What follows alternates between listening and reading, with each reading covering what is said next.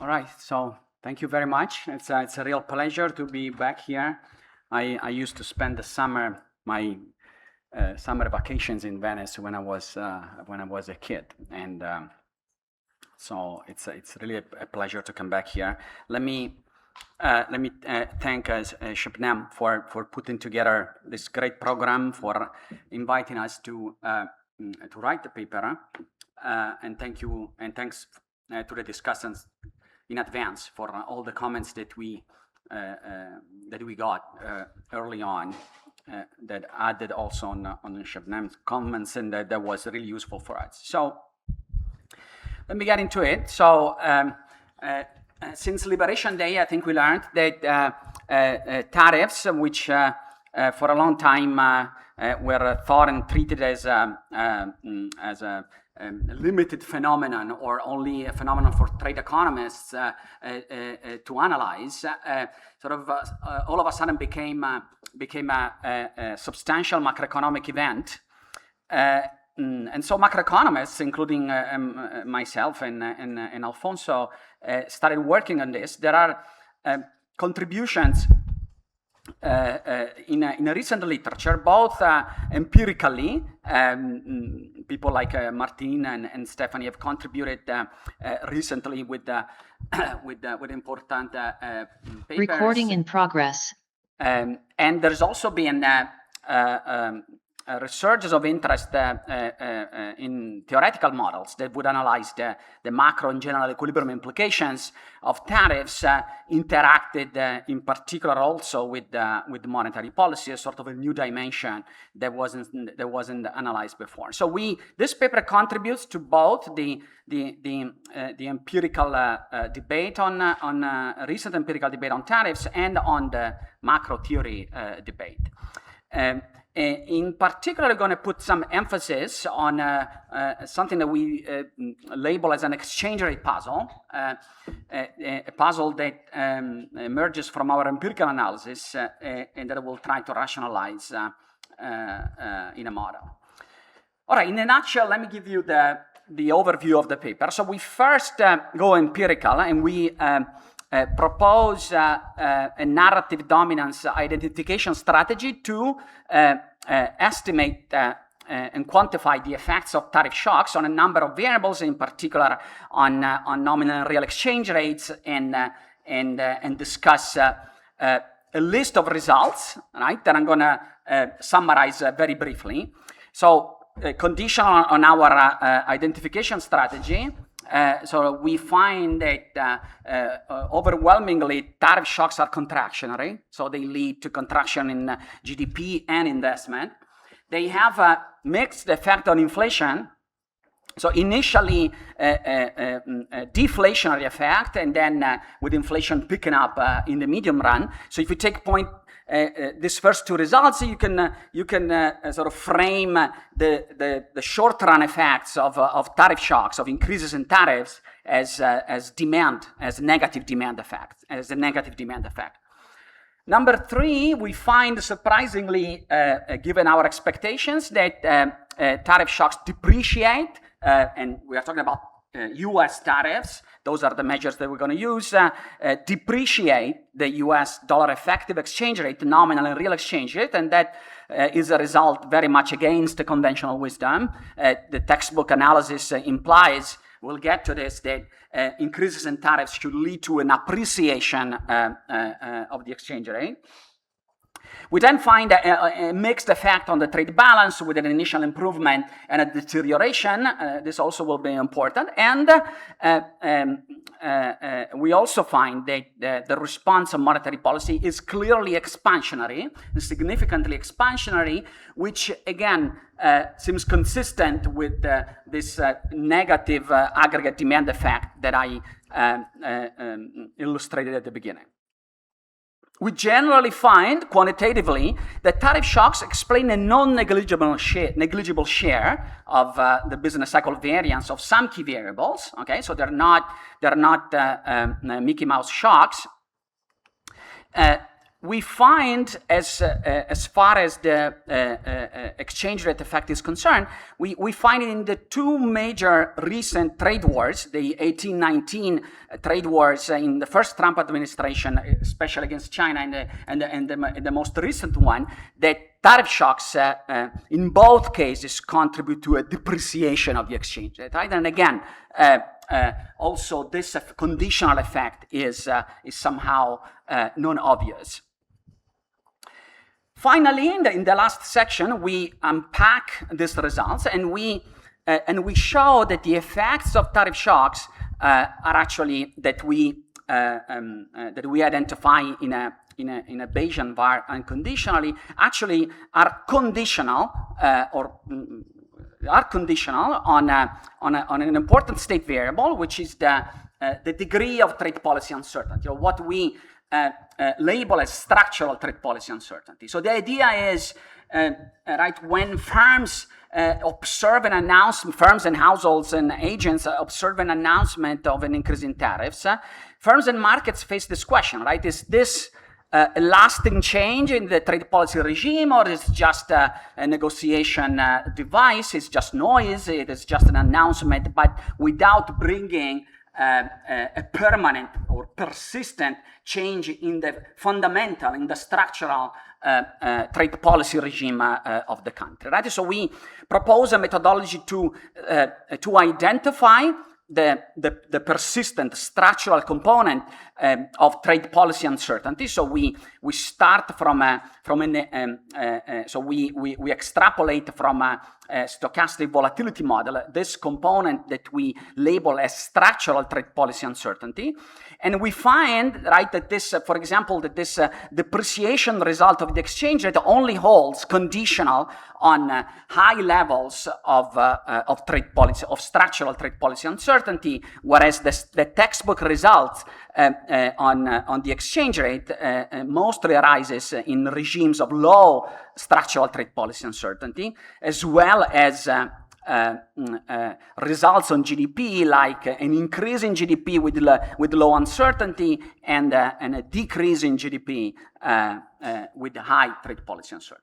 And then we build a model that I'll touch upon briefly to a model, a new Keynesian model, where we trace out the effects of the equilibrium effects of tariffs in the presence of tariff policy uncertainty. All right, so we study a Bayesian var in a sample going from 1990 until the second quarter of 25. We use three different measures of tariffs. Two of these measures have been taken and computed by Martin and Stephanie in a previous paper. Although our preferred measure will be this weighted import tariff index computed in also a recent paper by Franconi and Hack. Right? These are the three indices. You see that they are very highly correlated, and so results are very robust across these indices of tariffs. Okay, let me spend 2 minutes on identification. Okay, so we identifying the effects of tariff shocks is not easy. Definitely, you cannot it's not easy to apply, for example, now very fashionable high frequency identification methods with tariffs. Definitely, you don't want to go with zero restrictions in standard vars like Cholesky identification. So here, Martin and Stephanie have a different approach. Here we have a very different approach from the recent literature. So we propose a narrative dominance identification approach that works in 4 steps. So the first step is to identify anchor dates. Okay, so in a narrative sense, we look at identified announcements of tariff policy changes that are clearly identified in the data.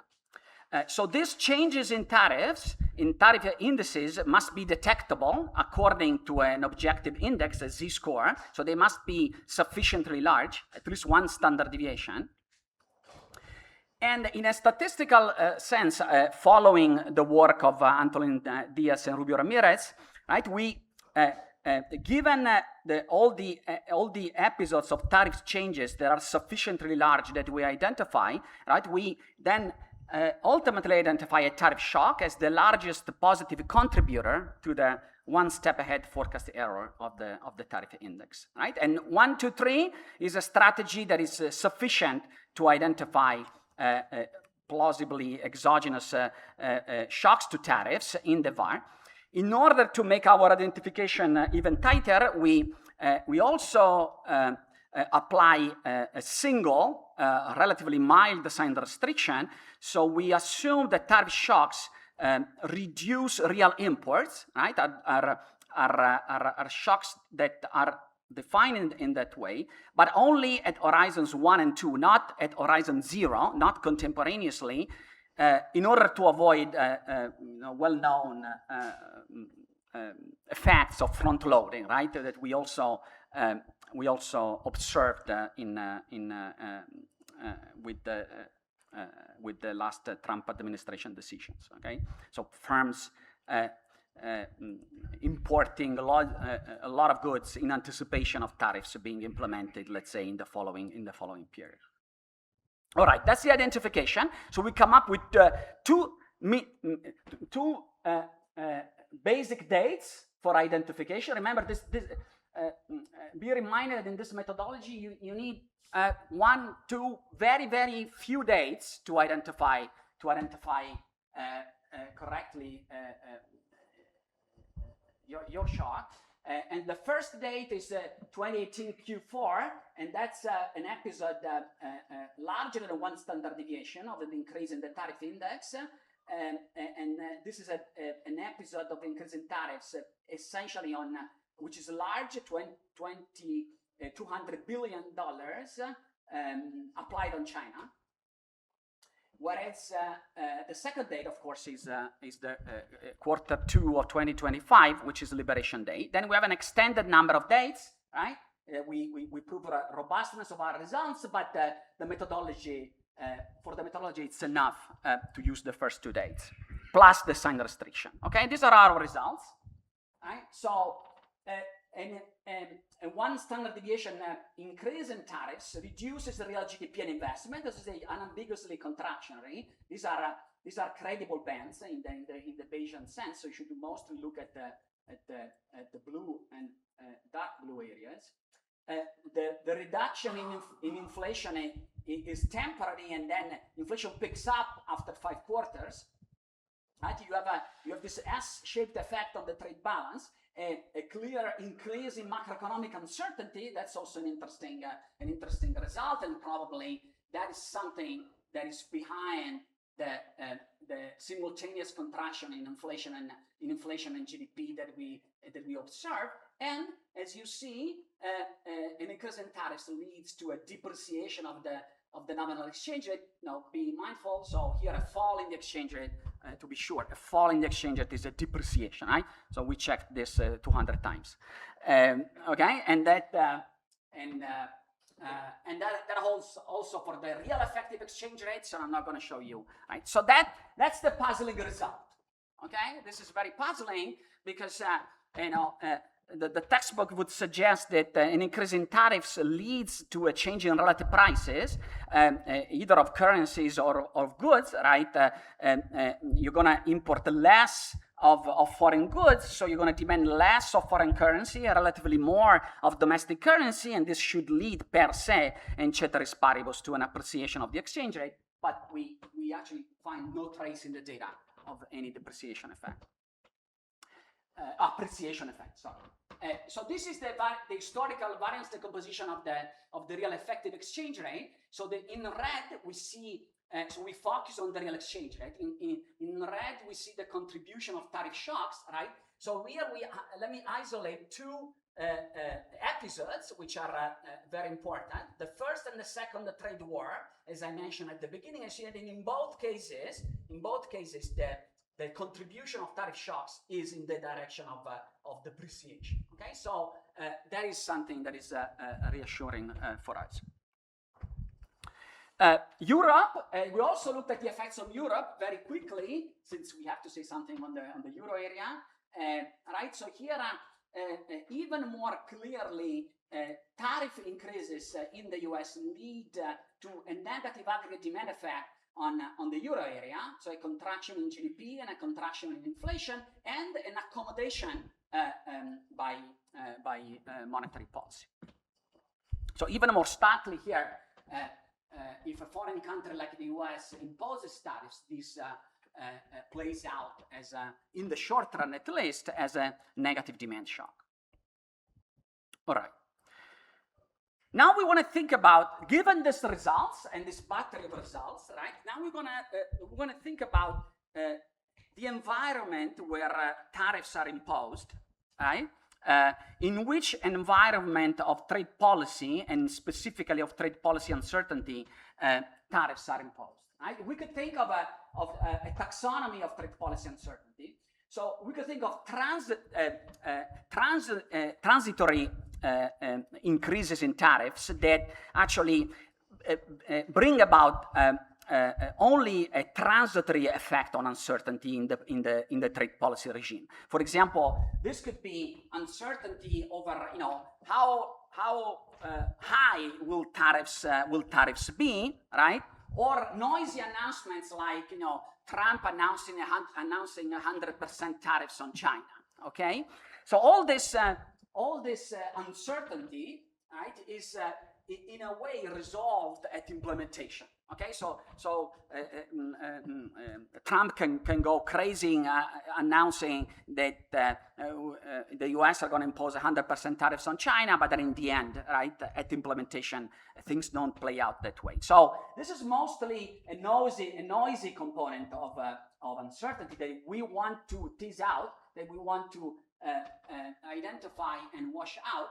Right? Whereas we are interested in isolating a structural component of trade policy uncertainty, meaning uncertainty over the persistence, right, of the trade policy regime, which of course changes the expectations about, you know, about future tariffs. Right? For example, I don't know, the U.S. withdrawing from the TPP, right, is a manifestation of increased uncertainty on the trade policy regime. Okay, so we propose. I didn't do anything. Okay, so then we do a simple decomposition. Right, so we assume that our tariff index, right, is made of two components, a structural and a transitory component, and then we estimate a stochastic volatility model, right? So we assume that both components have some persistence and they have variance, respectively sigma s and sigma t, right? That it itself evolves in a persistent way. Of course, our prior in this Bayesian estimation is that the S component is way more persistent than the transitory component. And so we estimate this model with Bayesian methods applying this particle filter methodology, right? So we extract exactly this measure, sigma S, right? Which is what we, from the data, from this objective methodology, statistical methodology, what we label as structural trade policy uncertainty, right? So for us, STPU is the estimated variance of the structural component of the tariff index. Okay, and so here is our estimate of sigma. Okay, so of structural trade policy uncertainty in red. Okay, and this is compared with the well-known TPU index, trade policy uncertainty index, computed by in well-known work by Caldara and Iacoviello. And let me emphasize that these two indices are completely different, right? So our measure is a measure that comes from you know, the estimation of the structural component that that I showed you before, the TPU index of Caldera-Iacoviello is a narrative index based on newspaper wording of trade policy uncertainty, right? So it's sort of a perception-based, subjective measure of trade policy uncertainty, which in fact spikes up like crazy. This is the blue line with Liberation Day. Okay, we find a very different result once we apply our very different methodology, right? What we label as structural trade policy uncertainty as an important increase during the first trade war, but in 2025, the structural component of uncertainty for us increases much less than the overall index of trade policy uncertainty, which is again newspaper based, and in our view picking up a lot of noise, right? And a lot of noise related to announcements. Okay, so then we run we extract our tariff shocks from the Bayesian VAR, okay, and then we run under some conditions a set of local projections that are conditioned on our STPU indicator. Okay, so now we want to measure whether the identified tariff shock, okay, produces an effect on a variable of interest, inflation, exchange rate, you name it, under different regimes of structural trade policy uncertainty, with the regimes being defined by a dummy that takes a value of 1 when our measure of a structural trade policy uncertainty is in the top 30th decile. We do robustness on the different deciles. Okay, and here are the results. Okay, again, these are estimated impulse responses to the identified tariff shocks in the primitive Bayesian VAR, but these impulse responses are now computed using the local projections, right? And the red case is the case of high structural trade policy uncertainty when our estimated STPU index is in the high range of realizations, whereas the blue case is the case when this index of structural trade policy uncertainty is sufficiently low, right? And we see, right, that this exchange rate result varies dramatically across the two regimes. When structural trade policy uncertainty is low, we recover the textbook result of an appreciation, make sure, of the exchange rate, holds also for the real exchange rate, but our more surprising result of real or nominal depreciation holds in the case of a high structural trade policy uncertainty regime.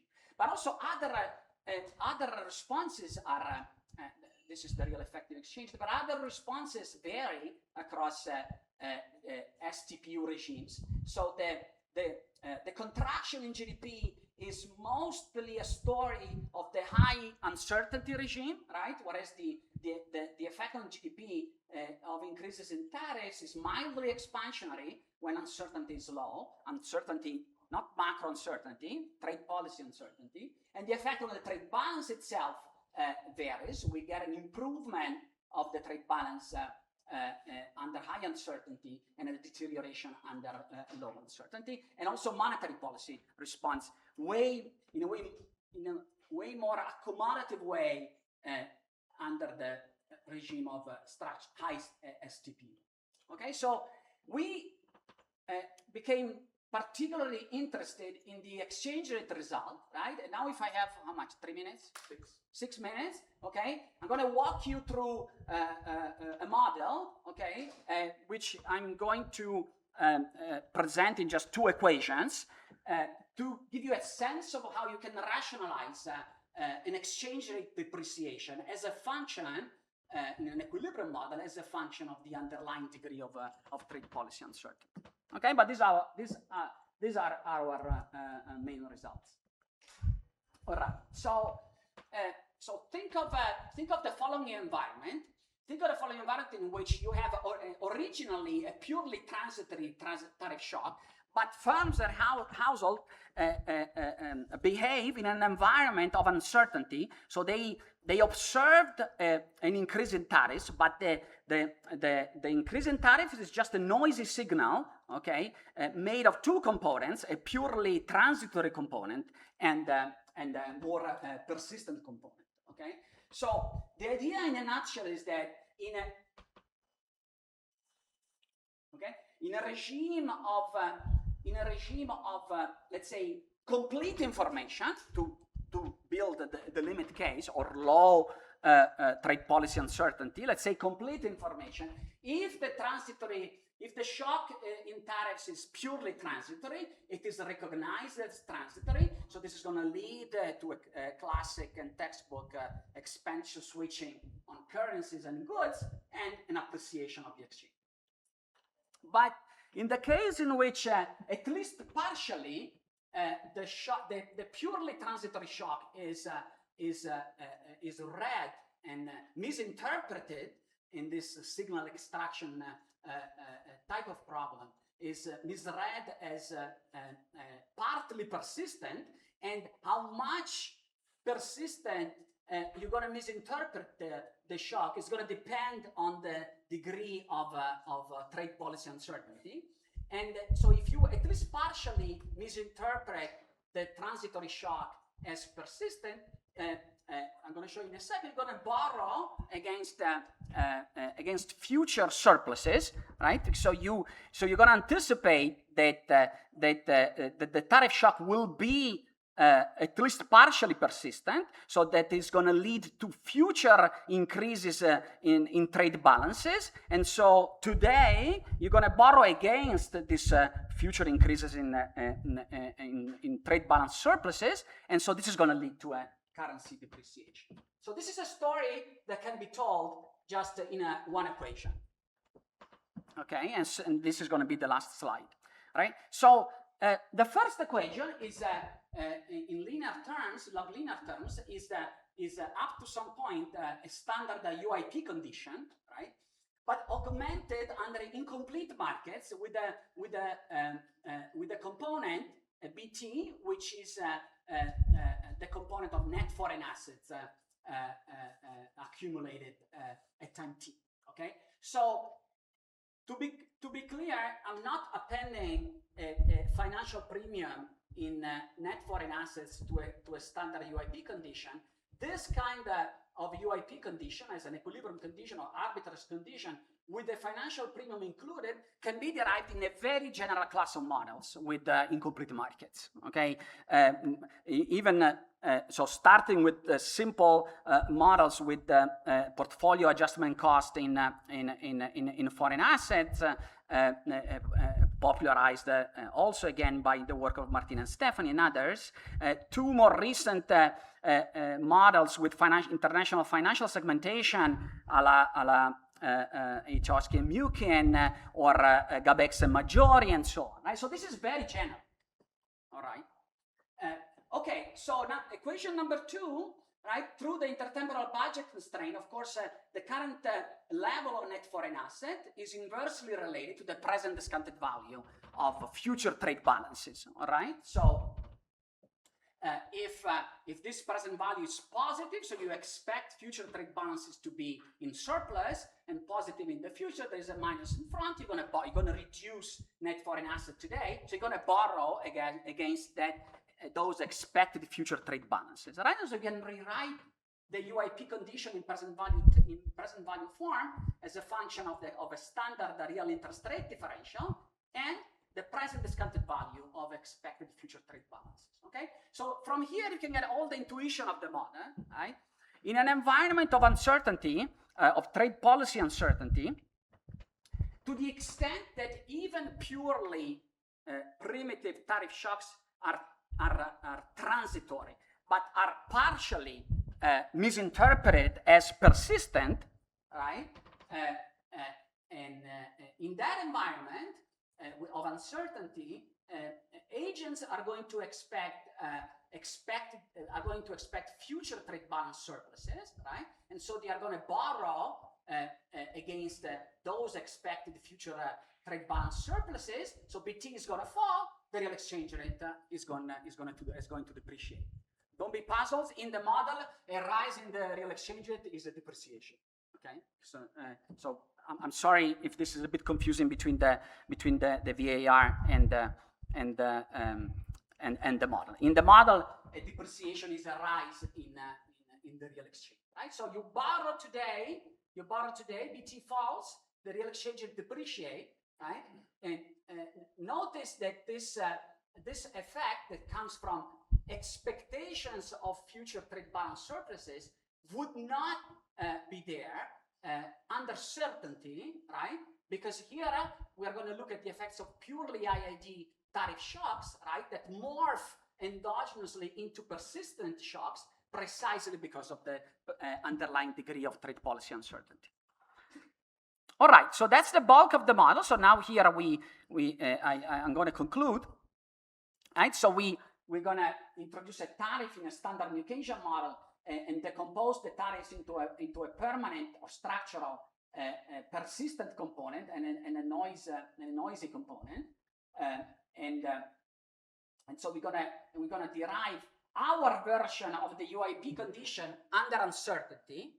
Okay, so in the presence of purely transitory shocks, right? So the financial premium is not there because these are purely transitory shocks. But even if shocks are purely transitory, right? You have this persistence effect, right? That scales with the degree of trade policy uncertainty that is going to contribute, if this is positive, right, to a rise in the real exchange rate, so to a depreciation. Okay, so the contribution here is to build a model where one can analyze the effects of tariffs in an environment of uncertainty about the underlying trade policy regime, and this environment of uncertainty endogenously morphs originally transitory tariff shocks into partially persistent, right? Depending exactly on the degree of structural trade policy uncertainty, right? Which is our estimated measure from the VAR. Right? The larger is this, the larger is this Kalman gain, the larger is this estimated persistence effect, the larger is the depreciation effect coming from uncertainty of a given IID tariff shock. All right, so that's the end of the presentation. So that shows you that how the model behaves. Right, you do see that the model delivers this stark result. Right, that so now I'm presenting again the real exchange rate as in the VAR. Sorry, this was a bit confusing. Right, so here you see that the response of the real exchange rate varies dramatically under complete information, the blue case, relative to the case of uncertainty, high or mid. Okay, so you go from a standard appreciation, so here it's clarified to make it consistent with the VAR. Okay, we flipped the sign of the model, so this is consistent with the VAR. A rise in the real exchange rate is an appreciation. Okay, whereas the sign of the response flips in the case of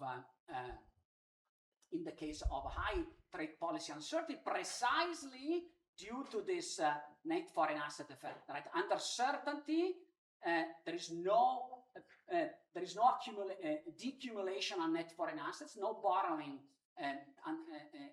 against expected future surpluses, because the tariff shock is completely temporary. Right, it's only under uncertainty, right, that you're going to misinterpret part of the shock as persistent. You're going to borrow against expected future trade surpluses, and this is going to contribute to the depreciation of the real exchange. All right, that's the end of the presentation. So we revisited, we think we are contributing to a small but rising important literature on the macro effects of tariff shocks, both empirical and theoretical. So we find this surprising result that post 1990, and we maybe can talk in the discussion about this, tariff shocks actually lead to a depreciation of the US dollar, nominal and real, overturning the textbook result.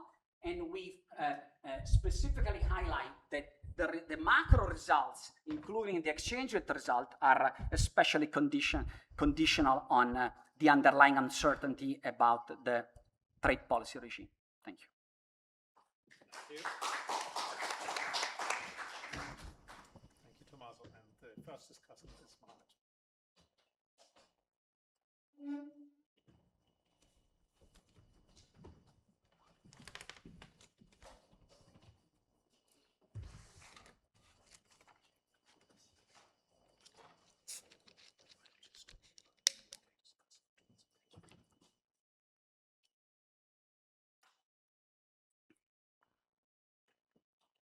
Okay.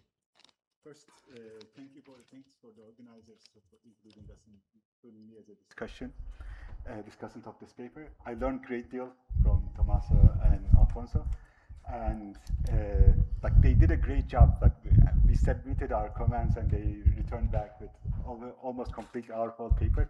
So I really appreciate taking them into account. Thank you. So what's Tommaso already went over this, but I want to come to the puzzle and then the contribution one by one. So one is the textbook logic is that the unilateral tariffs give rise to... Sorry. Yeah, we are live streaming, so everybody needs to speak to the microphone. Okay. Another microphone. Is one microphone on? Is one of these on? No, it's at the same time. Okay. So in the textbook case, we have the unilateral tariffs, which gives rise to appreciation. But April 2025, especially the Liberation Day tariffs, we saw that the dollar depreciated greatly. And the author's answer is about the perception or the persistence of uncertainty that flips the sign related to related to the exchange rate. And this is, they claim that this is state dependent and not universal. So the contribution, first, they do an agnostic identification of the tariff shocks. So FX sign, they don't impose anything. And they ask the right question. They start with the durable regime, not new salience. And then they talk about, they relate this to the first moment belief of channel, about the misperception in the transitory or the stability of the tariffs, and which leads to net foreign assets depreciation and the not risk premium. And they have this one state variable that's called the structural tariff policy uncertainty that unifies the tariffs. So I have like one major comment about this to start with. So the three headline 2025 features rest on a sample ending at the shock. So I think like in the empirical side, that might be something to be improved on. And I'm going to come to that in a bit. So to go to their contribution a little bit more detailed, they do this Bayesian VAR, and they basically identify based on the narrative dominance in 2018 Q4 and 2025 Q2. So, and what the authors do is, again, like a couple of things. They only restrict the imports in the H1 and H2 periods to be negatively signed, and they leave the FX sign free. But FX is the only asset price in the system. And the other thing is in the 2025 Q2, there's such a huge shock in 10.6. Almost all the narrative dominance might be lost there. So identification mostly rests on the 2018 Q4. So that's will be, I think I'll come to this point as well in a bit. The second thing is they have this STPU that they estimate. And here they have the persistent and the transitory regime. And this STPU captures the volatility of the persistent innovations, not the level. So that's what the difference between the right-hand side and the left-hand side. In the left-hand side, we see that the STPU goes down, even though the tariff levels are still up. So basically, it's about the people's perceptions about the future tariffs. So that was an important aha moment for me to understand the paper a little bit more detail. And then they do the local projections. And one thing that I would highlight here again, for H greater than 0, we lose the 2025 Q2 observation because of the sample limitations. And also like that, in the 2018-2020 period, if you look at what's happening, there is appreciation of the exchange rate. So that kind of, I know like the model includes all these different aspects, but that's something that I'll come in a bit as well. And the model, Tommaso did a brilliant job explaining the model. So a high CPU, they do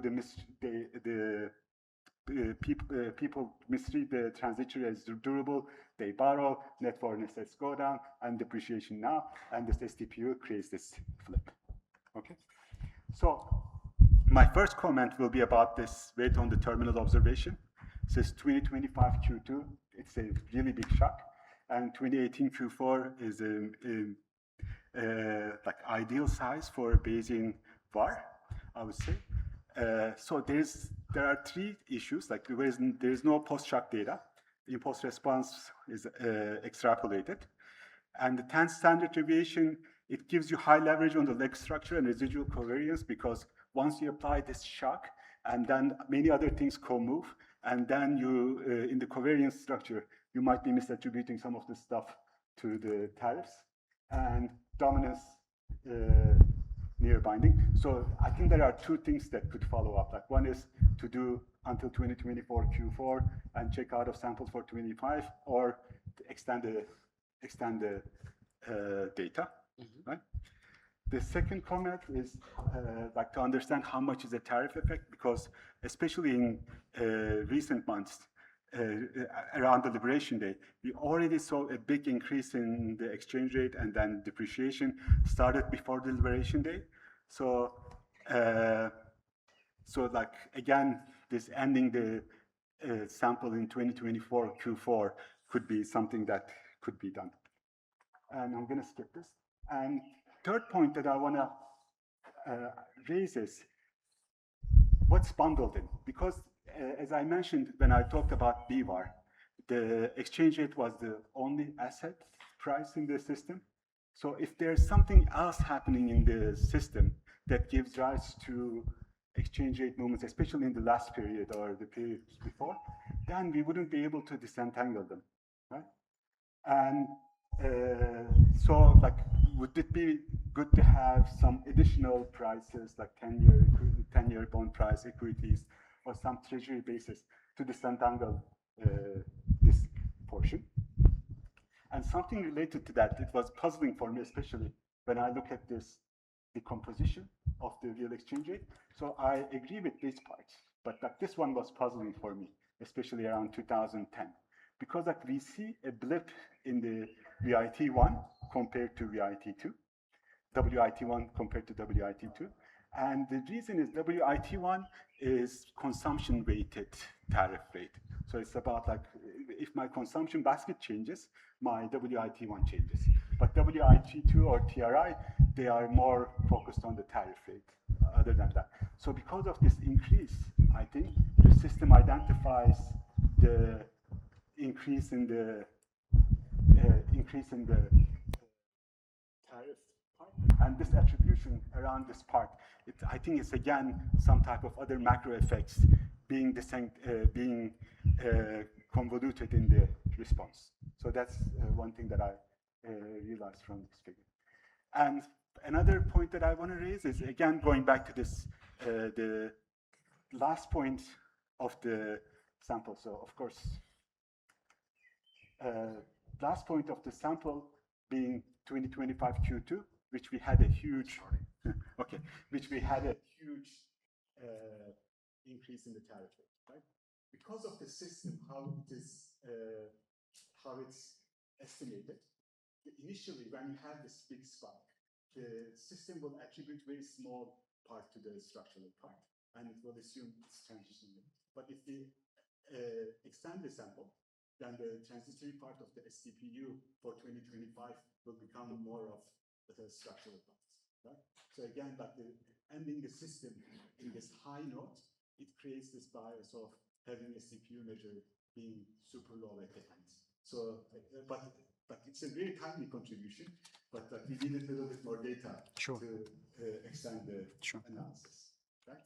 And it also goes back to this STPU, like what type of tariff regime we are in, right?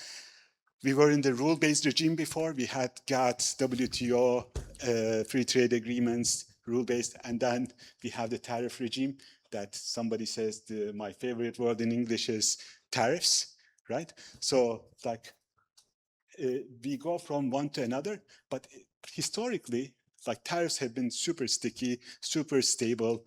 Like once the tariff is there, like the chicken tax, we talk about it, it was something that was done in 1960s on American trucks because of Europe imposed tariffs on chickens. And at the end of the day, still we have that thing lying around, right? So that's why, but still, when we have by whim, Trump introduces tariffs, they become super sticky. I agree, like there are some examples like 100% to China, but other than that, almost all the Liberation Day tariffs, they became sticky and we are now in 17 to 20% tariff rate, those type of stuff, right? So that part relates to this calibration part about the transitory part of the tariff. What do we see? How does the transitory part change over time?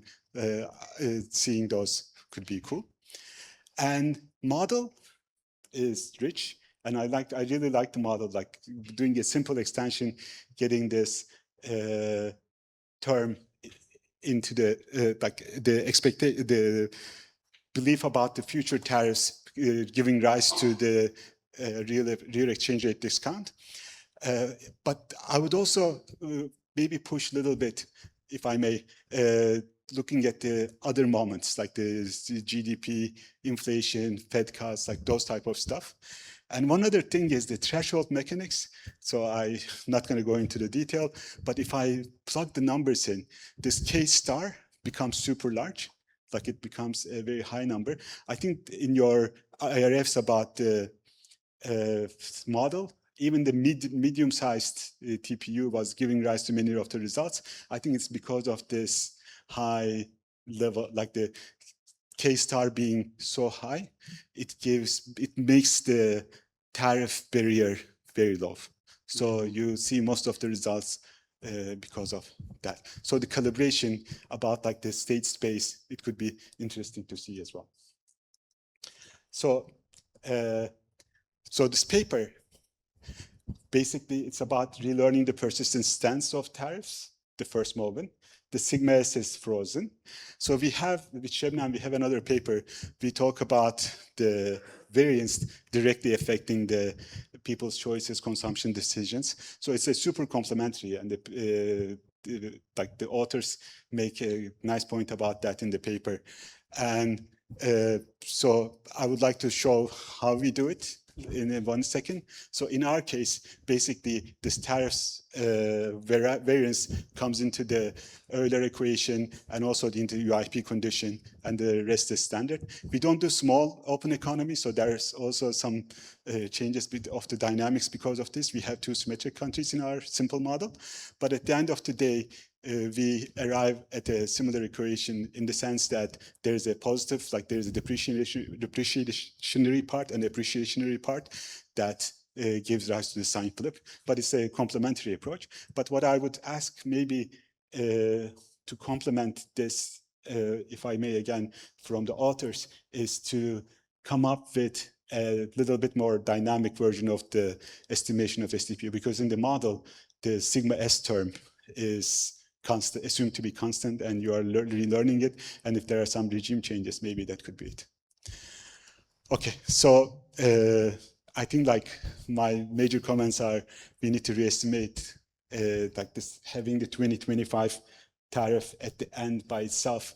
It might be a little like making the robustness of the results a little bit shaky.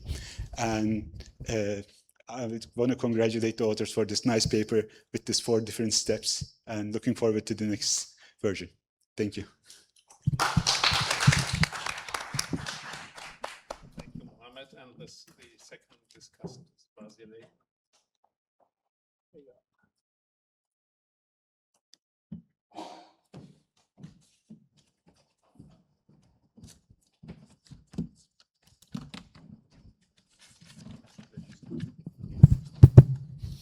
So thank you very much to Sebnem to organize this great conferences. I mean, it's always a pleasure to be in Venice. You know, whenever I look at a window and I see a bunch of boats, I'm always happy. So, and so this is like also a great pleasure, but quite difficult to discuss one of Tommaso and Alfonso paper because they are really master of their craft. And so, you know, what do you say to a master? That's kind of that's going to be the lingering thing of my discussion.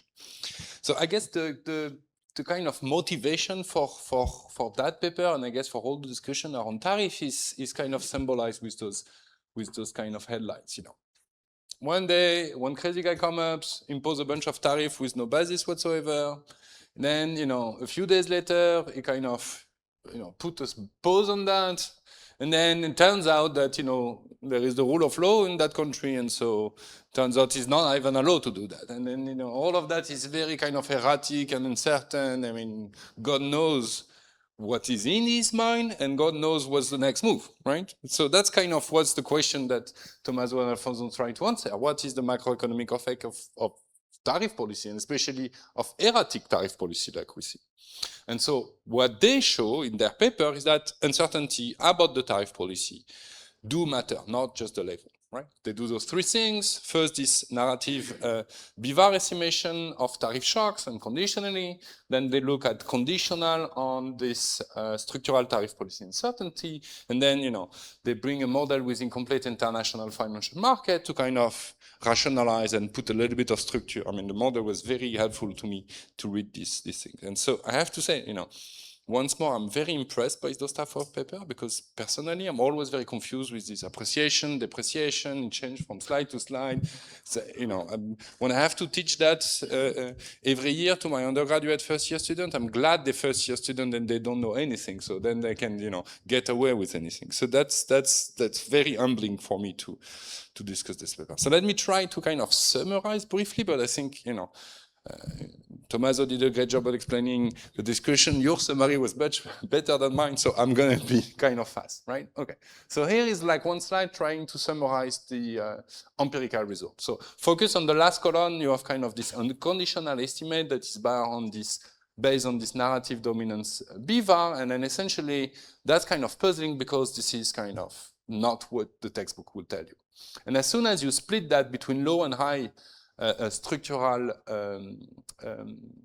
trade policy uncertainty, then, you know, the low structural trade policy uncertainty goes back to our textbook, so that's kind of, you know, fine. But then the high structural uncertainty is giving kind of what you find in the unconditional. So in a sense, the unconditional result is kind of led by the structural thing. So if your textbook model doesn't work, you know, there is only one way to beat a model is to bring a new model. And so that's what Tommaso and Alfonso do. So what's the model? Small open economy, flexible price, but with PPI targeting, no capital whatsoever, but incomplete market. And that's going to be the key.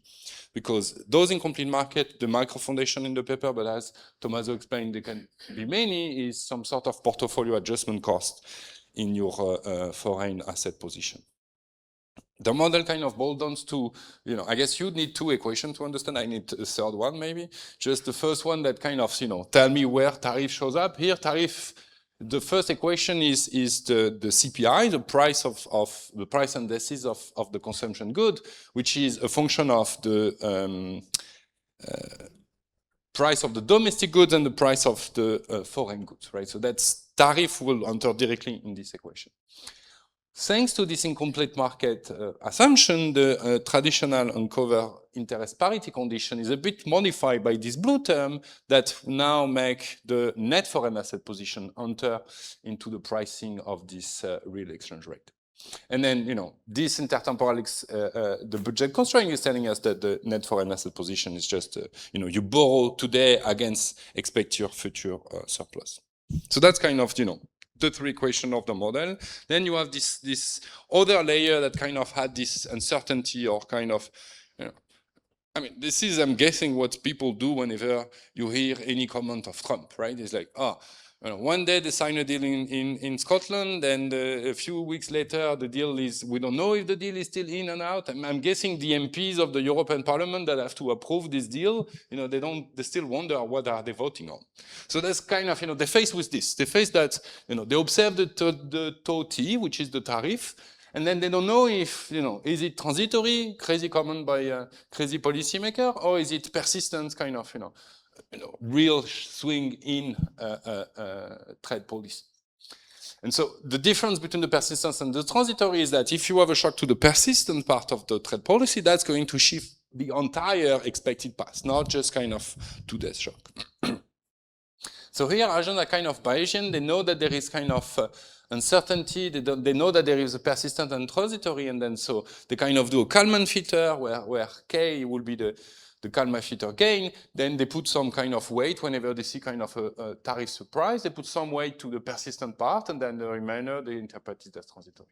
So if you have a pure transitory shock, Trump waking up one day and then decided that French wine is not good anymore for him, so he's willing to put a high tariff on it.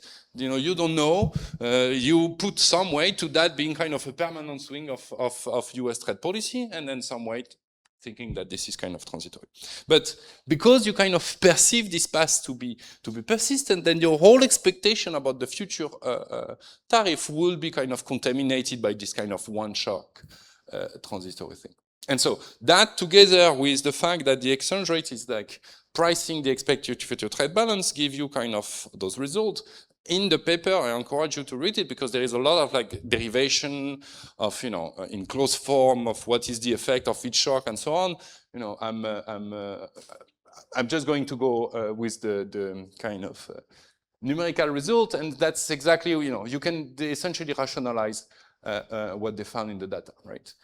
As soon as you have, if you're under complete information, we kind of had a clear idea of what was the trade policy in the US, there will be, the real exchange rate will appreciate and will increase under complete information. And as soon as you have incomplete information, if you have relatively high structural trade policy uncertainty, then you have kind of this depreciation. Right? Which percolate into the output, into the inflation dynamic, into the monetary policy response, and into the consumption. Right? So once more on that thing, I don't have much to say.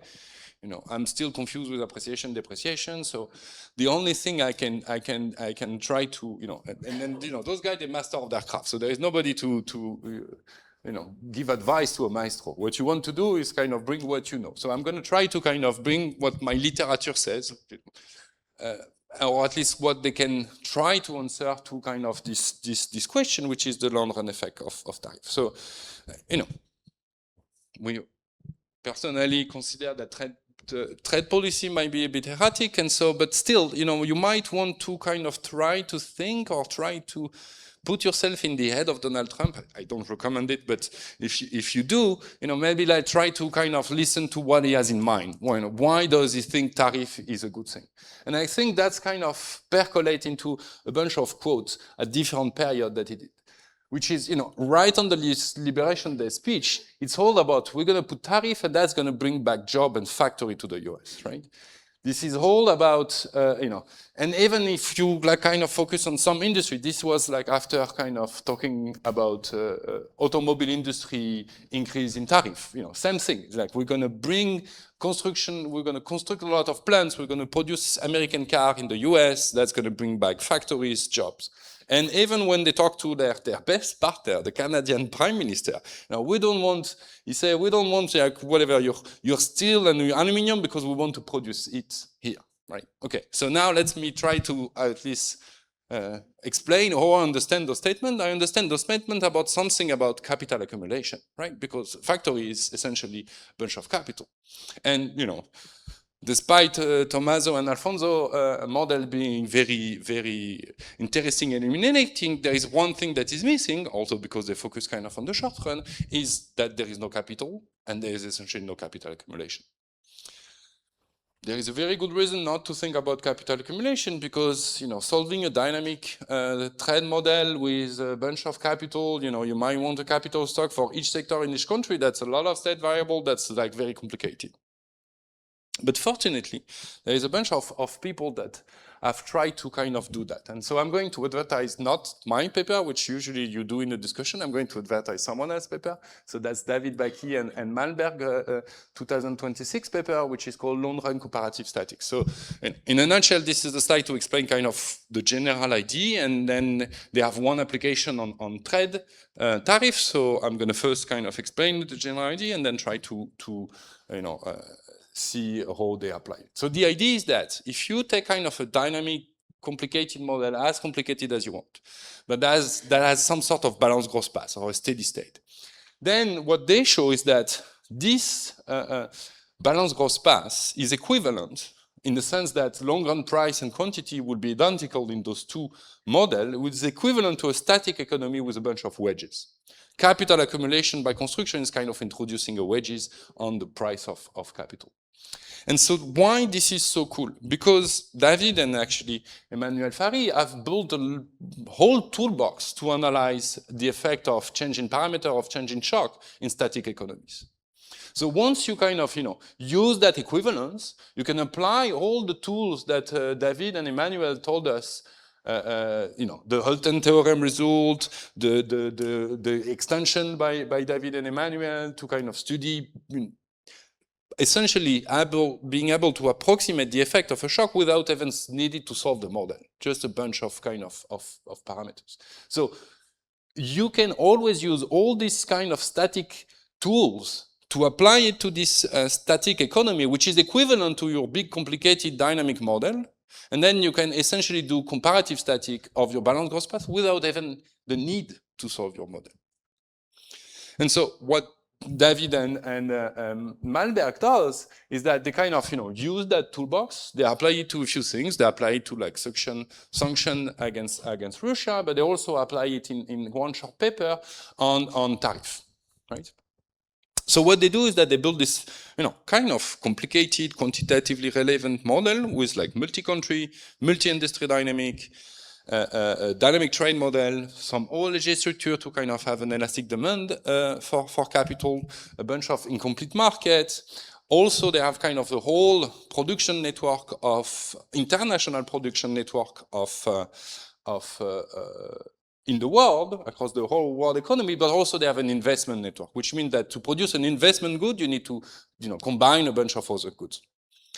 And that's going to be important because, each sector country, they will have their own capital. So think of it, I think they have like 9 countries or 9 regions. They probably have like 20 around industry. So that's 9 times 20 state variable to handle, right? And so the idea here is that, let's use their toolbox. They take this kind of complicated model, they kind of, give the equation of the balanced growth path. They apply they compute the equivalent static economy. They apply their toolbox on the static economy, and then they can, tell you something about what is the effect of trade in the balanced growth path of that model. So that would be the long-term effect in a model like this.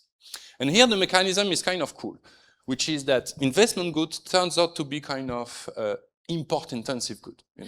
To produce the average investment good in the US, you need to import stuff from Europe, from China, from everywhere. And so when you put tariff, you're going to essentially increase the relative price of capital versus the price of labor. That's going to decrease the capital demand. And then essentially your balanced growth path, long-run stock of capital is going to be lower. Lower capital in the balanced growth path, lower consumption, lower real wage. So that's kind of the effect that they have.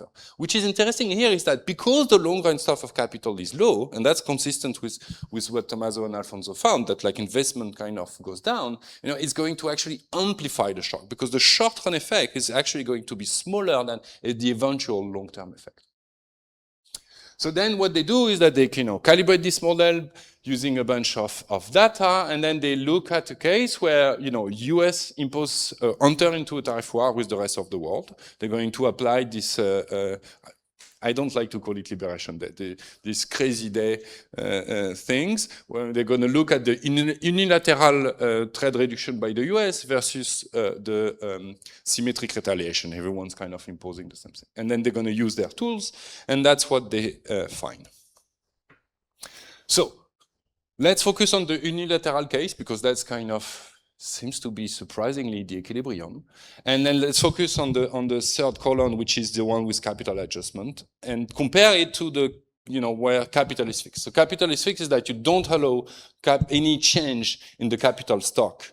All right? So you kind of go back to your static kind of trade model. Unilateral tariff increase leads to kind of a positive gain in consumption. This is only consumption number compared to the free trade version. But as soon as you allow capital to adjust, this kind of small gain are gone. The costs of those policy is, multiplied by a factor of 5 or 4, right? So as soon as you kind of take into account, at least that's their conclusion, as soon as you take into account capital accumulation, capital allocation, kind of the idea that Trump has in mind, okay, we want to bring back factoring, turns out you actually, obviously that it's wrong in his mind, you actually get big kind of loss. And then as soon as you have retaliation on top, then, the loss from the trade war in the long run, right? This is kind of forever lower consumption. And then if you think about real wage, this is kind of actually even a stronger effect. Right? So to conclude, this is a very interesting paper, highly relevant subject. The empirical results are surprising, and then it's rationalized by a simple but illuminating model, and that's kind of that's all you want. I'm not surprised that Tommaso and Alfonso delivered that. That's kind of not their first goal, kind of.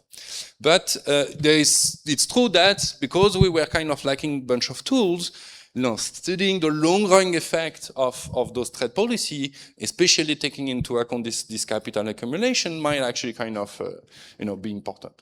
It's complicated, but the good thing is, a bunch of people have new tools to develop that. That's it for me. Thank you, Basile. Shall I answer now or take questions? I would suggest you may react now. You may react to discussions now, and then we take questions, right? All right. Okay. So, and then maybe Alfonso, if you want to add something. Okay. So, thanks both. I think that you guys must have sort of talked ex ante, because it was nice that you, Basile, focused more on the sort of theory side and Mohammed on the empirical side, and so this was great for us. Thank you. These were great comments.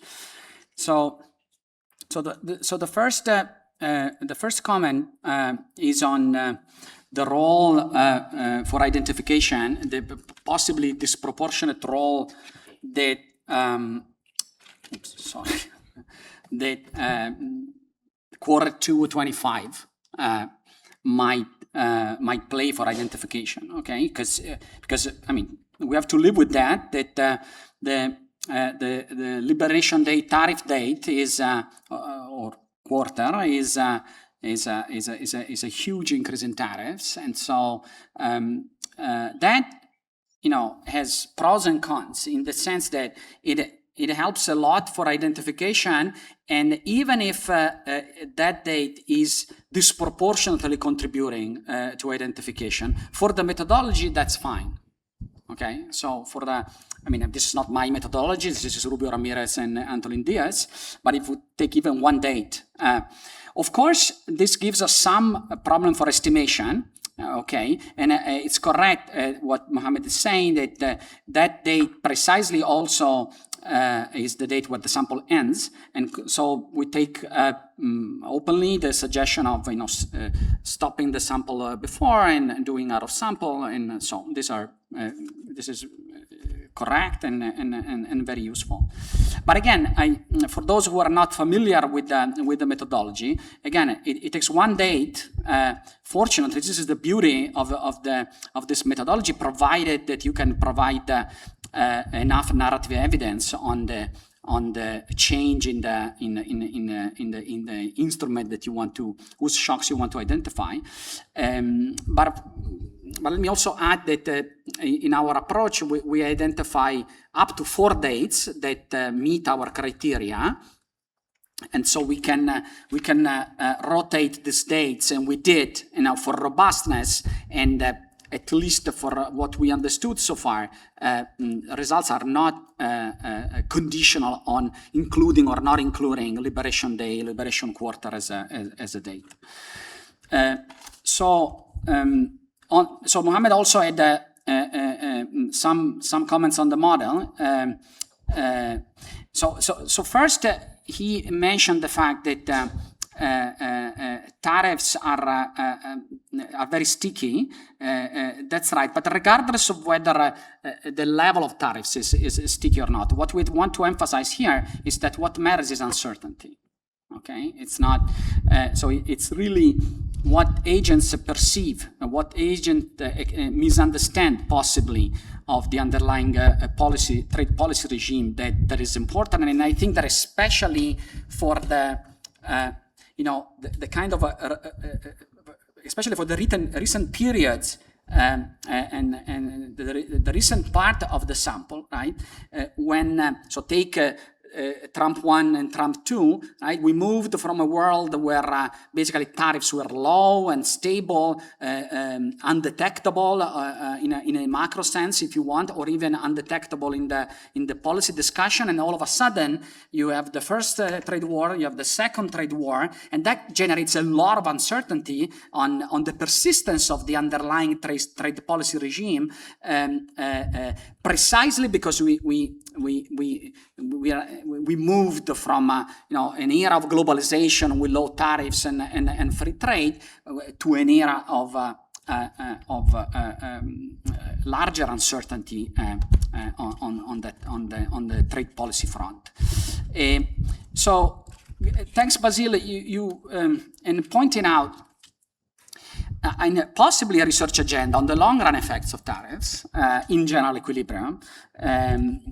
So the only answer we can give to your correct pointing out that according to quantitative models like Baki and co-authors, tariffs have this possibly long-run effect on capital accumulation.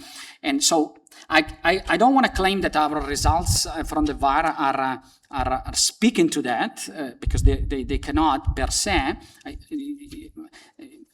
You cannot extrapolate from the identified shocks in that methodology long-run effects of tariffs, but still it is consistent. What you are pointing out is consistent with the evidence that we find that physical investment falls, and so that contributes to lower capital in the long run. But despite this, so having said this, this makes me think that there is a paper to be written on the empirical front, right? It makes me think of this Paulo Surico's paper on the long-run effect of fiscal policy and government spending, right? And applying that methodology and thinking about the long-run effect of tariffs might be actually a very good idea. Thank you. Alfonso, do you want to add something? No? Okay, so then we can take questions. Okay, questions or comments, please. Can you please put your Okay. I'm Latin American, so whenever I see a depreciation and lots of uncertainty going up, I think capital account. I never think real side. And when I think capital account, I think financial markets. And when I think about financial markets, I don't think in terms of substitution, stuff like that. I think balance sheets, other kind of factors. So to be honest, I'm skeptical. But having said that, I think that what is interesting of your measure is that it seems that the bulk of the explanatory power comes from the Trump 1, not Trump 2. And I think of actually most of the uncertainty about all these other things, Mar-a-Lago, Accord and things like that, are really much more of a Trump 2 than a Trump 1 phenomenon. Yeah. So it may well be the case that you prove me very wrong and you change my Latin American priors, because this looks different. You have created an instrument that captures something that sounds like the generic volatility, but that it loads on a different period from the one in which we think those traditional sort of financial factors play a big role. Do you want to respond directly, or we collect a few questions? No, I think so. I'm sympathetic to what you're saying. Number one, in the model, because I think you have in mind the data and but in the model, sort of financial factors do play out. Actually, if you take a model like with segmented financial markets, limited risk-bearing capacity of financial intermediaries as I don't know, Fanelli and Straub, Gabex and Maggiori, you get exactly the same effect. So in a way, we can reconcile it. So our measure of structural trade policy uncertainty, if I understand your comment well, looks at what you have in mind. So wants to capture what you have in mind, meaning all the blah blah blah and Mar-a-Lago and noisy announcements threatening here and there.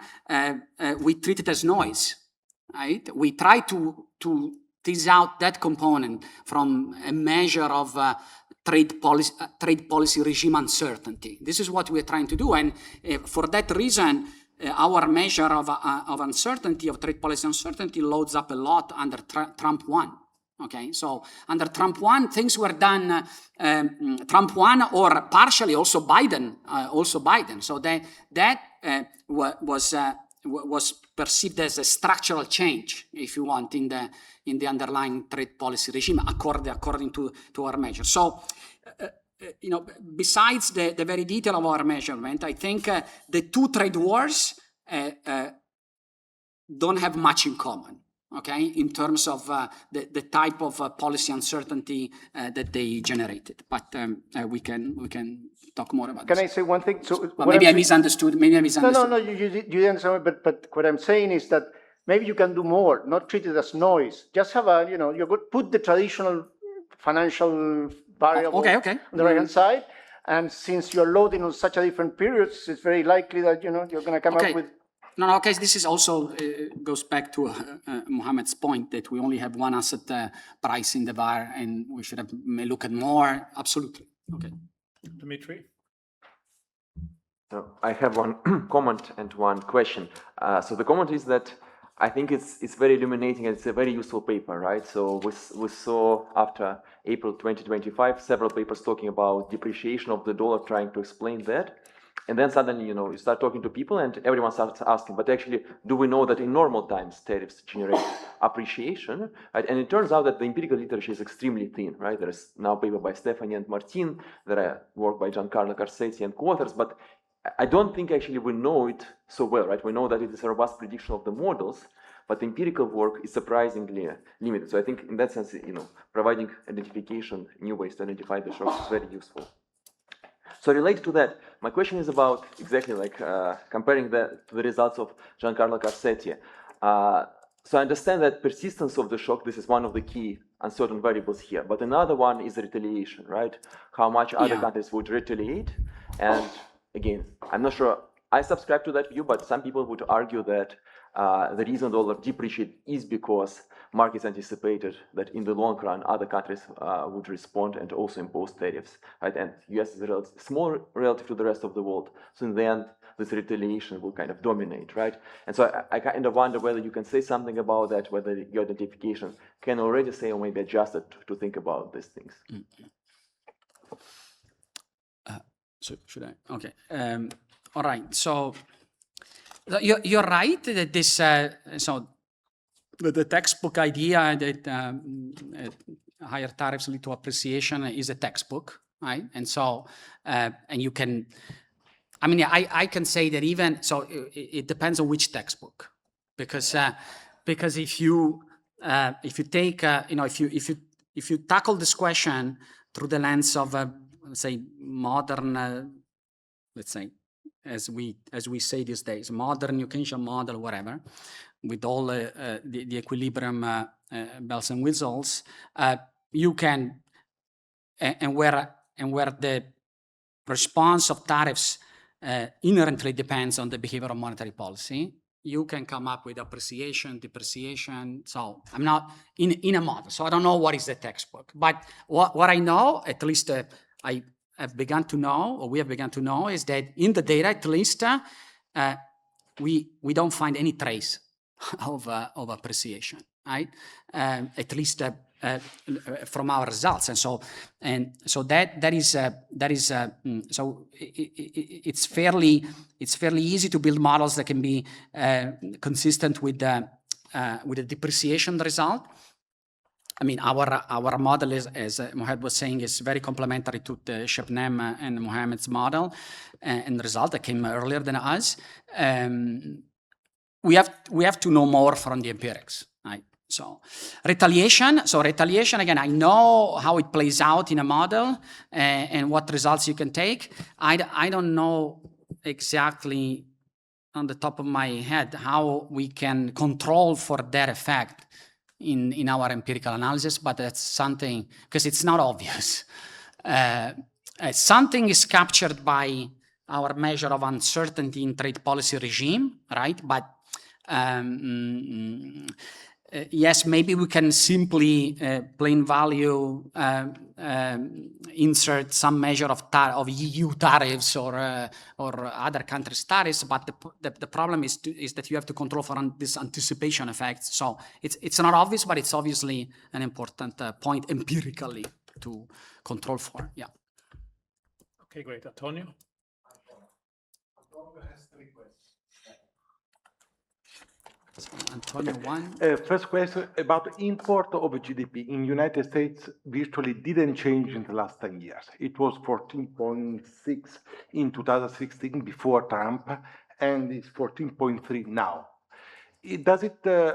So this begs the question of all the mechanisms that, and this despite actually nature-given shock like COVID, Trump-given shock like tariffs.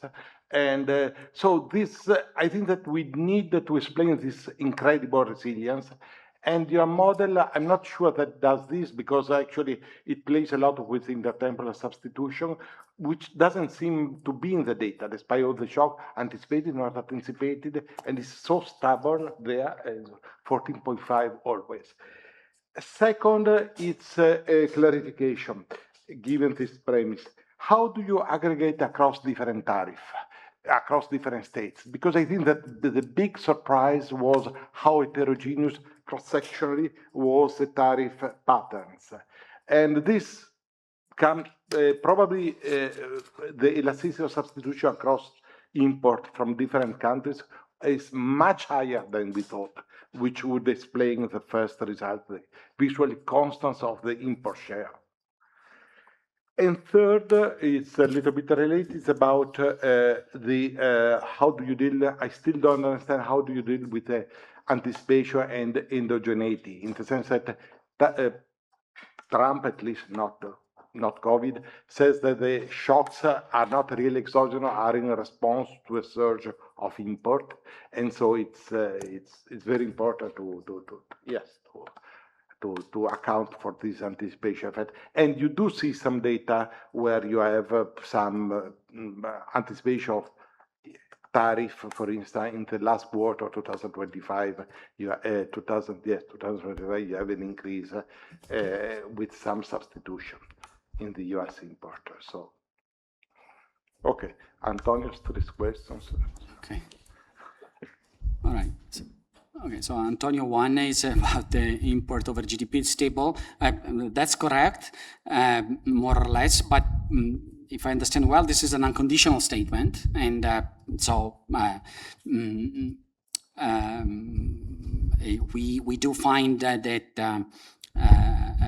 conditional on suitably identified tariff shocks, imports actually fall.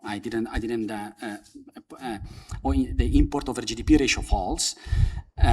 So again, I don't think that this, so ours are all conditional statements. Your statement is unconditional, and to explain, so there are lots of shocks going on, lots of policies that can, in the short run, in the long run, that can explain why based on given preferences, that the import over GDP ratio is stable. So, but I think this is not crucial for not a crucial moment that we have to explain. The tariff index, we don't construct the tariff index, so we rely on previous work by Martin and Stephanie, and also other related work. So there are two types of indices. One is more elaborate, based on some welfare theory indications, and others are actually based on measures based on actual duties. So those are weighted, appropriately weighted across countries, and so. But again, here we use three different indices for robustness. We don't innovate, so we can discuss on other possibilities. Anticipation. So, so to be clear, the identification strategy is not contaminated by anticipation. So that's the beauty of the narrative approach, right? You identify given dates or quarters where a given index of tariffs has changed in a detectable way, right? And then you take a statistical approach. So that means, an appropriate rotation of the VAR, so that you attribute to that given change in tariffs most of the variation of the forecast error change in the tariff index. So that's the methodology, but in that we are completely consistent with the methodology of Rubio Ramirez and Antonin Diaz. Great, Shebnem. Oh, Pierre, you want to? Okay. Yeah, thank you. It was a very interesting paper and discussion. Thank you very much. I have two questions, one about the mechanism, one about interpretation. So my intuition is that in a standard incomplete market model, if the US expect high trade surpluses, the NFA will improve, which will reduce the premium on the dollar and act to appreciate the dollar rather than depreciate. So it'd be useful to clarify under what condition you it's the opposite. You get that. The interpretation question is simply, I wonder about the emphasis on uncertainty. It seems to me that it's about the persistence of the shock, transitory versus persistent. In fact, if people expect a shock to be persistent, under your mechanism, the dollar would depreciate even under perfect foresight, right? So the question is if it's about uncertainty or it's about persistence. Thank you. Yeah, okay, thank you. So on the first point, I think, if I understood well, it's kind of the opposite, right? So through the intertemporal budget constraint, if you expect the present value of trade balance surpluses to increase,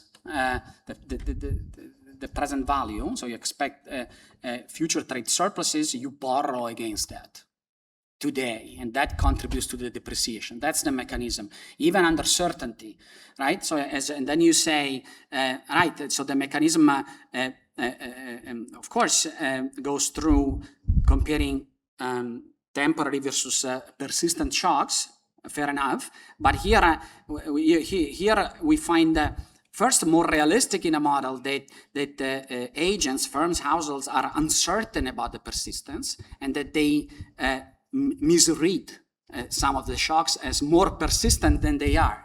Okay, that's the key. And you might say, well, it could be just playing out like a curiosity in the model. Well, we show in the data that this role of uncertainty is important in flipping the sign of the response of the exchange. But you're right that taking the model face value, temporary shocks have versus persistent shocks have different effects through that mechanism. Okay, Andrei, and then Shebnem. Thanks. I also have a question and a comment, but mine is going to be more basic, and it's very much related to this last point. The title of your paper has the word uncertainty in it. So that suggests that all the heavy lifting is happening through changes in the second moment of the expected tariff. But then Mohammed told us that it was really mostly about the first moment. And you just talked about perfect foresight, which is all about the first moment. So maybe I just missed something, but it is not clear to me as to whether when you say people are unsure, you're saying people are unsure whether the tariff will persist with very little variance around that expectation, or whether you think Trump is a crazy guy and therefore the variance around any path has gone up. And I thought it was about variance, about the second moment, but as I listen to people, I'm more persuaded it's about the first moment, but maybe I'm just missing something. So that's my question. My comment is to reinforce the point you made. If it is, forget about second moments. If it is, go back to a perfect foresight world and think about something that is completely transitory for cap T periods versus something which extends until infinity. Then the textbook model tells you whatever you want, depending on what you put in there. You mentioned one possible source of ambiguity, which is a responsive monetary policy. A second role of, a second channel for ambiguity is the sort of thing that Ricardo had in mind if you have imperfect capital markets. A third channel, which we haven't talked about, is fiscal policy. Some Latin Americans, we think financial crisis, other Latin Americans think fiscal crisis, right? Ultimately, what you're doing is you're changing an instrument of fiscal policy, and it's going to make a big difference what that does to the budget constraint of the government. It's going to make a big difference whether the government rebates the revenue or spends the revenue. It's going to make a big difference whether the government spends the revenue on traded or non-traded goods. So, you make it sound as though we're kind of finding something which the standard model could not deliver. And as you mentioned in your comments, the standard model can deliver pretty much anything if you put enough bells and whistles into it. Okay, so it's great to get comments from my very first teacher of international finance, Andres.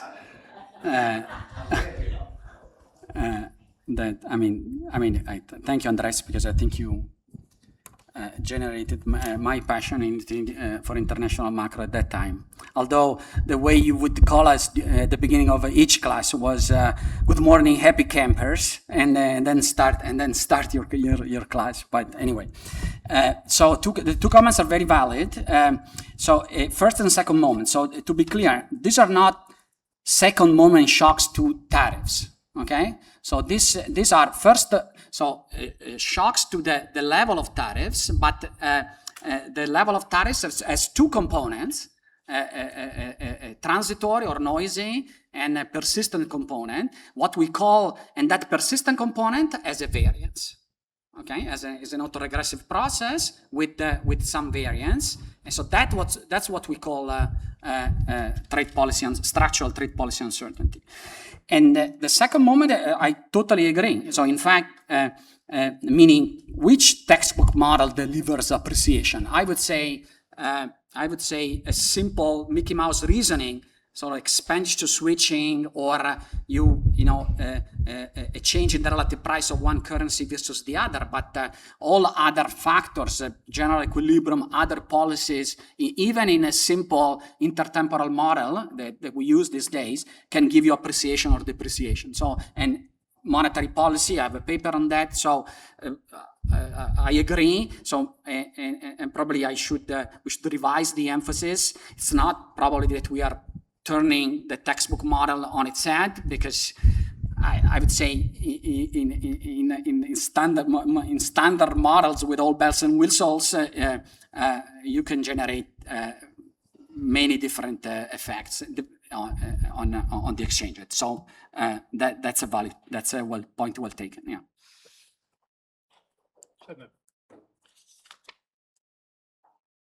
Okay, great paper and great discussion. So I would like to get back to this. Okay, first, let me actually ask my broad question in terms of how much we don't know about the past, what Dima said in the empirical literature, and how much of that not knowing now we can clarify by looking at the Liberation Day episode versus the 2018 episode, right? So, and versus the past, because I think one of the strengths of your paper is putting this as, look, we can go back to 1990s. There was always a depreciation component and an appreciation component. We can just write whatever model to justify it. But which one is getting stronger? And that goes back to this regime change point you made, Basil made, Mohammed made, right? So are we really now in this world where not just Trump 2, but Trump 1, Biden, US is a more protectionist country because now trade is a geopolitical tool. They are mimicking China. Okay. So in that world is, that depreciation component is always going to dominate because agents are always going to be confused about is this shock is transitory or persistent, which is your mechanism, right? So can we get more at that, like maybe doing without deliberation, without 2008, because in 2018, there's empirical literature that shows 2018 tariffs led to appreciation, 5% dollar appreciation, right?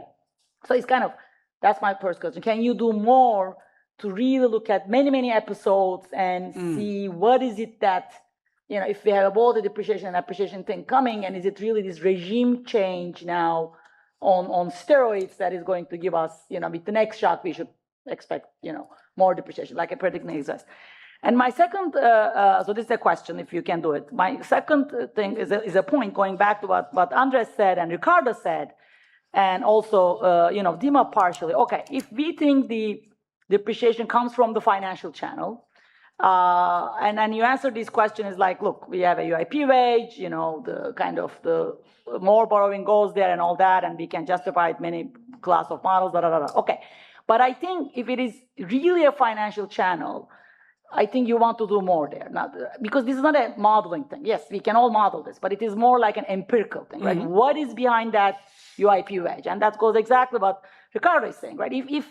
And that's an endogenous wedge. So we cannot just say, oh, I'm just going to shock it exogenous, I'm just going to do some noise thing there or something wrong with intermediation. We can't really say that, right? If we really want to go back to the financial channel. And then, okay, what is the endogenous thing behind that UIP wage? And again, linking back to your regime change, is it really now a world if we need to be thinking dollar as a risky currency and really think there's a proper financial risk premium as we think for the peso and as we think for all the emerging markets? So that I think is important to come back full circle. All right, so as expected, those from Shipnam, these were great comments. So you talk about regime change. So as a big picture, I think that's precisely the hemisphere in which we think the paper can be placed. So that's sort of the overall idea, that we have. So based on what you've done so far, for us, the idea of a regime change is in terms of uncertainty on globalization uncertainty on the underlying trade policy by the U.S. maybe driven by geoeconomics, for example, right? That this is now, it's a new word that everybody uses that sort of puts a lot of surrounding uncertainty of what is a trade policy regime these days, right? And so I think that's I love this interpretation. And I think we contribute a little bit to put emphasis on that with the results. The financial channel, you're also right. Two aspects to this. First, we can do more and easily to actually say more on this alleged financial channel in the VAR, in the empirical results, by looking at some asset price. So whether there is any reaction there. So my sense is this is probably going to find something there, because we do already see a very significant reaction of macroeconomic uncertainty, okay, the Jurado measure that we insert in the VAR, and I would expect that some measure of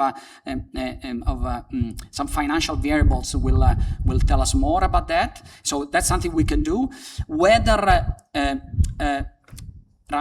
we want to do more, whether we can do more in terms of regime change, okay, that's a very good point. I don't know if we can do it for this paper, but it's definitely. I like this idea of explaining exchange rate reactions or also other variables based on something more fundamental about the uncertainty of the regime being changed, whether it's in terms of finance, whether it's in terms of trade policy.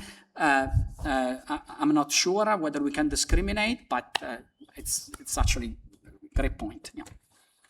Thank you. So I should suggest we take these two questions together. Alejandro, you first, and then. Perfect. So I really enjoy your paper, and I'm surprised, about your measures of uncertainty and how they explain what we saw on the exchange rate. But listening to Ricardo and to, many of the speakers, I think, the difference between a financial channel and an independent financial source of uncertainty, I think it's at the core of this discussion. Now, to what extent, together with the stupidity of Liberation Day, people started thinking Mar-a-Lago is possible. So a default on treasuries held by central banks is possible. And I think with financial market data, you can tease that out and would be very interesting. And I think other things that you can tease out from asset prices, etc., is maybe what I think Andres was saying. To what extent it is tariff uncertainty or tariff dispersion? And effective tariff dispersion. If Chinese imports to the US went down from 22% of total imports to 9%, there was an implicit tariff on Chinese imports that is huge, and it might be creating a relatively large distortion in the US economy that might lead to a depreciation in a more complex model. And that's not uncertainty, it's dispersion. So maybe with asset prices, you can, maybe not for this paper or part of that for this paper, but for another paper, read out between channels, independent sources of uncertainty, and how they are correlated with the measure that you have identified in this paper. Please. Yeah, all right. Thanks. Very great paper and great discussion. I also have a comment and a question that's become the standard. The comment is, the comment is basically, it's a very important question in the sense that the puzzling behavior of dollar exchange rate since the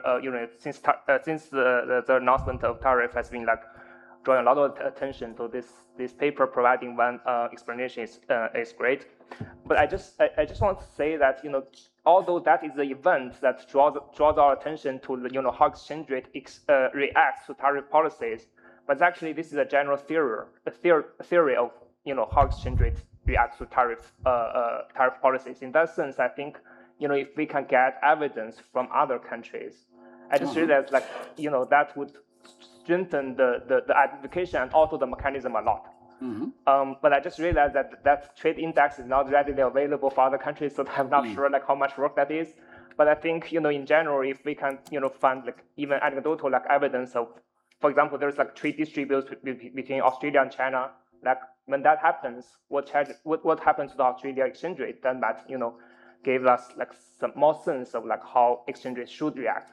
And the question is a simple question, but I think you mentioned that dollar tend to appreciate in high STPU states, but I think the STPU was much higher in Trump 1 than Trump 2, but most of the depreciation actually happened in Trump 2. So I'm a bit confused, what's the relationship between these two episodes? No. Okay, so let me just clarify. So maybe we can talk about this later. So to be sure, the exchange in response to increase in tariffs, the exchange rate depreciates when trade policy uncertainty is high. That's the result in the data and in the model.